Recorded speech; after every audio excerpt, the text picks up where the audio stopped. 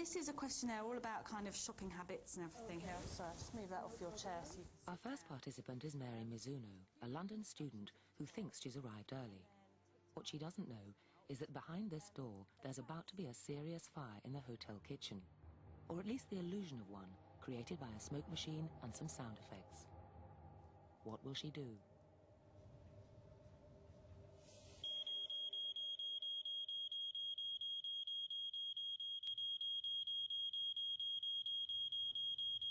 At this point, she decides to investigate, to find out what's going on.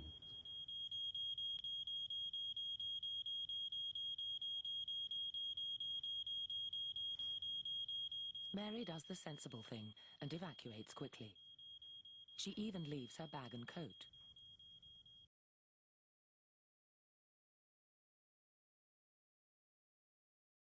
But Mary was on her own. This time, we've planted 7 actors who are all in on the experiment. We've said to them, when you see the smoke, do nothing. Our second participant is Lauren Heffernan, also a student. What will she do? In this situation, she'll be following a script. But what will happen to her script when we make a slightly unusual situation very unusual? Nothing to start with, so we get her attention. Now, how long before she dashes out of the room?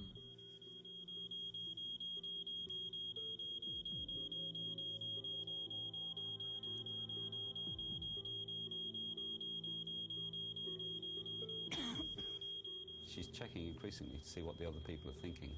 But who can she appeal to? The answer is nobody. She turns to the norm of the group. Ignore the smoke. I was looking for some sort of reaction from someone else, even just the slightest little thing that they'd recognise. She's waiting for someone else to react. Why isn't anyone else reacting? She feels uncomfortable. She doesn't want to embarrass herself by taking the lead, taking action. But something is definitely wrong. Lauren stayed in the room for 20 minutes after spotting the smoke, concerned but immobile. The fire brigade say that if this fire had been real, even if flames hadn't burnt through the door, she would have died of asphyxiation in this time. In the end, we had to ask her to leave. Pop out here. Thanks. I was surprised that I didn't do anything.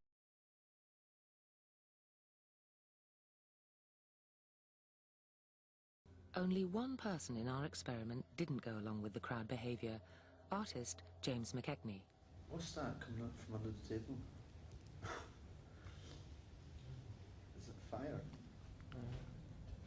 I don't know.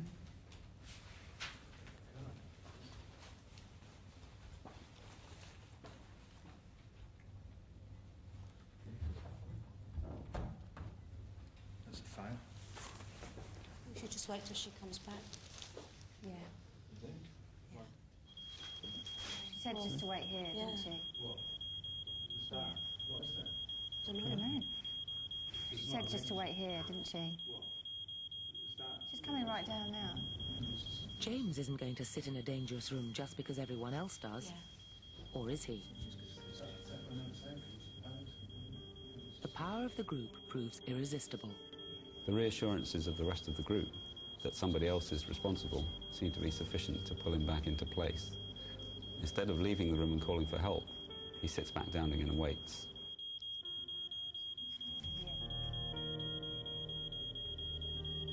Now everybody's looking at the smoke, but in some ways that gives the group even more influence.